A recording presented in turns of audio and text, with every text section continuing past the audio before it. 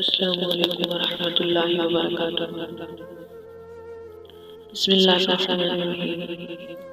اللہ تبارک و تعالیٰ کے بابرکت نام سے شروع کرتی ہوں جو بڑا مہربان نہایت رحم کرنے والا ہے۔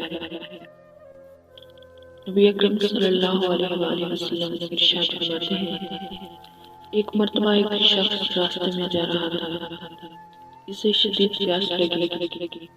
اس نے ایک کنواں پایا، وہ اس میں اترا اور اس نے اس میں سے پانی پیا۔ جب وہ باہر نکلا تو وہاں ایک کتا تھا جو پیاس کی شدت کی وجہ سے زبان باہر نکال کر کیچڑ چاٹ رہا تھا۔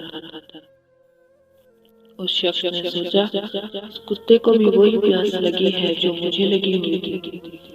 وہ کنویں میں اترا، اس نے اپنے موزے میں پانی بھرا اور پھر اسے اپنے منہ کے ذریعے پکڑا اور پھر باہر نکل آیا اور کتے کو پانی پلایا تو اللہ تعالیٰ نے اس کے اس عمل کو قبول کیا اور اسے بخش دیا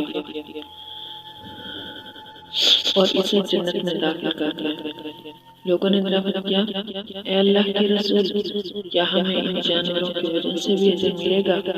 نبی اکرم صلی اللہ علیہ وآلہ وسلم نے ارشاد فرمایا، ہر جاندار کی وجہ سے اجر ملتا ہے۔